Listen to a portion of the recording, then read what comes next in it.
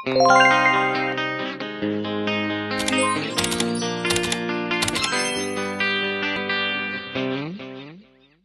in the Philippines. Today is Friday. So, nandito ako ngayon sa mansion house ni mo din, no? Nandito ako ni kay Ma'am Elizabeth Martin. Di, unsa man ni function hall? Pwede magkasal dire, graduation? Dibo? So, titingin ako ng room nila ni Ma'am. Sulod ko? Kagwapa. Guys, para silang ko ano.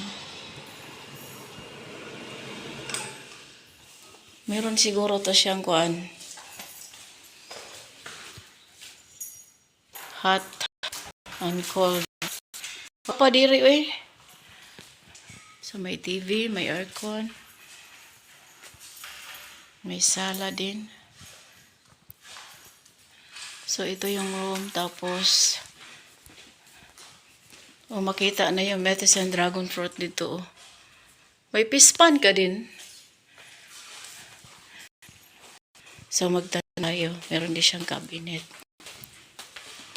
Ay, kagwapa eh.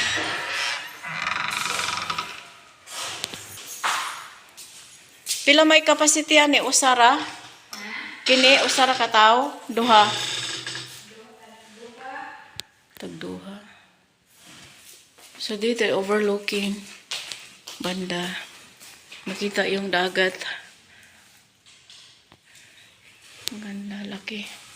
So good morning, ma'am. Ito na yung request. One of my boss. Gusto niya dito. Wow, ito yung nindot.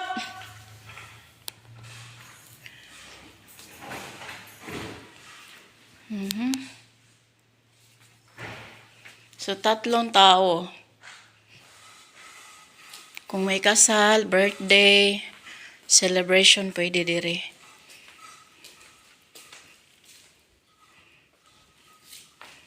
Wow. Ang ganda. So, ito, 3 bed. Parang dalawa.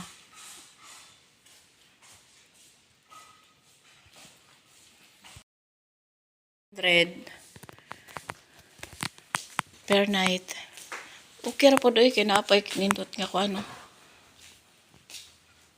Na naman tayo dito sa home.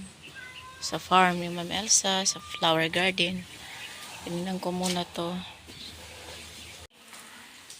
Anong usaray bed? Grabe, ganda. Pag usaray bed, pila? 1.5 ang duha. Niya, 2,000 ka lang sa. 1.5 ang dalaw. Mag-single? The person na ito na siya. Okay. So, kana diha, pilang po nila man anak diha? 3,500. 3,500 per night? Oh, kagwapa. Oo. Ay, double deck di ay sa babaw. Kini, pila man po ne? 3,000. 3,000. Kung makita ang kuan. Oh, yun. Kita gyapon ng dagat na ari, oh. Pispa na sa ubos, day? Oh. Wow.